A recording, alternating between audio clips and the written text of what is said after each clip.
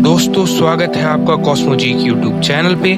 मेरा नाम है कॉस्मो और आज हम जानेंगे एक ऐसी चीज के बारे में जो हर जगह मौजूद है, गैलेक्सीज के बीच में, तुम्हारे आसपास, इनफैक्ट तुम्हारे बॉडी के अंदर भी है वो, पर वो दिखती नहीं है, न फील होती है, न उससे रोशनी इंटरैक्ट करती है, न किसी मशीन ने उसका आज तक सिग्नल पकड़ा है, लेकिन उसी की वजह से पूरा यूनिवर्स बना हुआ है। और इसी अजीबोगरीब और इनविजिबल चीज का नाम है विम, मतलब वीकली इंटरैक्टिंग मैसिव पार्टिकल।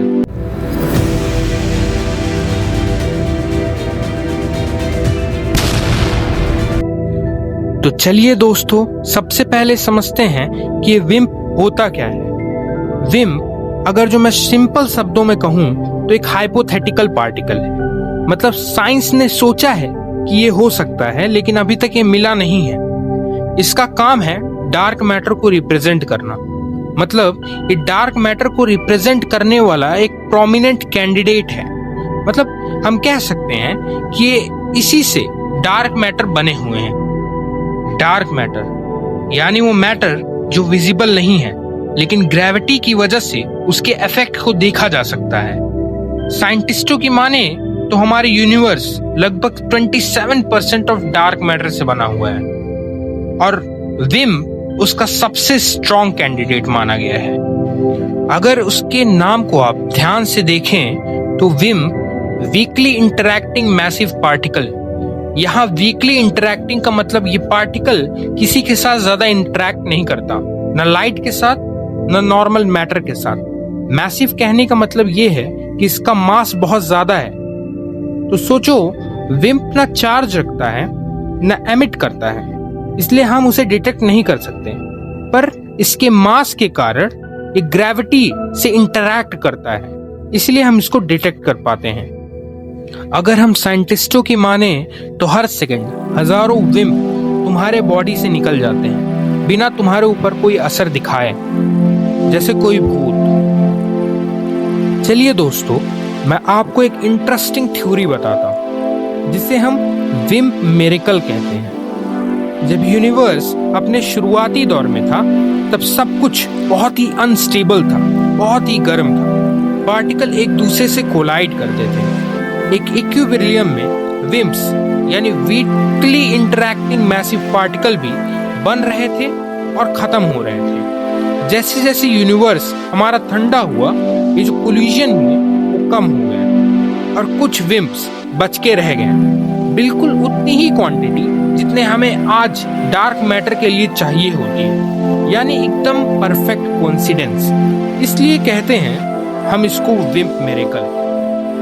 तो अब सवाल उठता है, क्या ये जो पार्टिकल्स यानी जो ये विम्प हैं, इनको हमने आज तक कभी ढूंढने की कोशिश की है?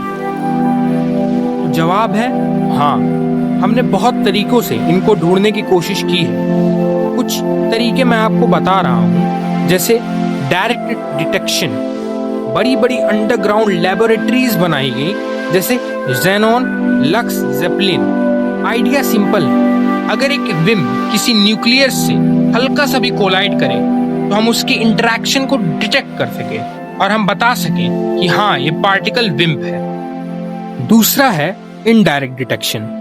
विम्प अगर आपस में टकराएं या कोलाइड करें तो एक दूसरे को एनहिलेट कर देंगे, तो शायद उससे गामा रेज या न्यूट्रिनोज रिलीज हो। साइंटिस्ट इन्हीं अनयूजुअल गामा रेज या न्यूट्रिनो बस्ट को ढूंढने की कोशिश करते हैं। तीसरा है लार्ज हेड्रॉन कोलाइडर में। ये एक ऐसा मशीन होता है जिसमें पार्टिकल्स को हम नियरली लाइट के स्पीड पे एक दूसरे से टक्कर करवाते हैं, जिससे मैसिव अमाउंट ऑफ एनर्जी और नए नए पार्टिकल्स क्रिएट होते रहते हैं। अगर विम्प जैसा कोई पार्टिकल बन गया तो वो डिटेक्ट नहीं होगा, और मिसिंग एनर्जी से हम ये अंदाजा लगा सकते हैं कि यहाँ विम्प नाम का कोई पार्टिकल फॉर्म हुआ होगा।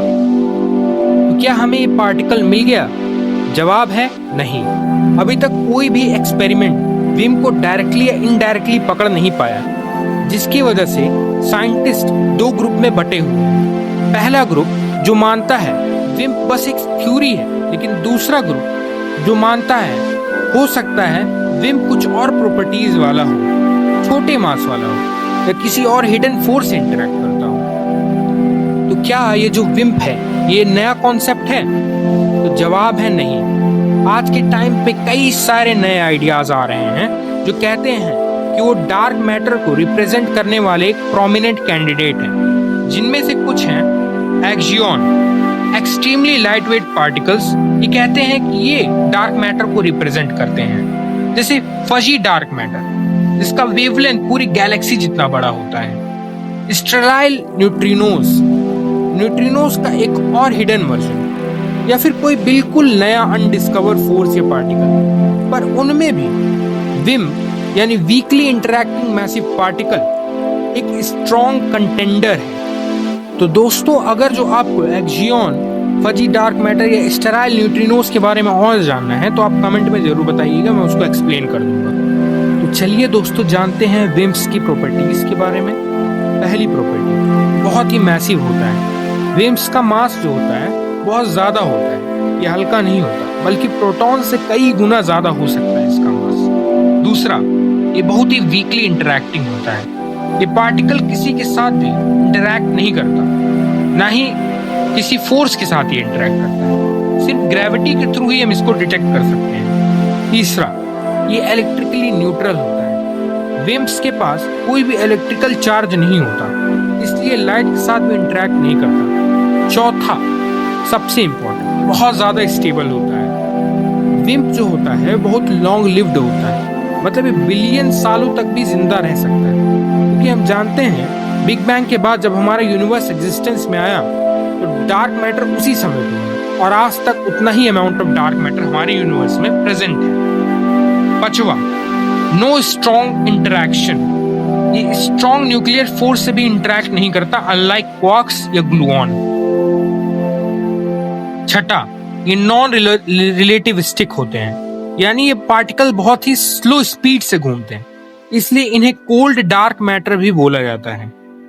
और सातवां, ये इनविजिबल होते हैं, लाइट के साथ ये इंटरैक्ट नहीं करते, इसलिए दिखाई नहीं देते, न टेलीस्कोप में न माइक्रोस्कोप में। आठवां, इनका ग्रेविटेशनल इफेक्ट दिखाई देता है।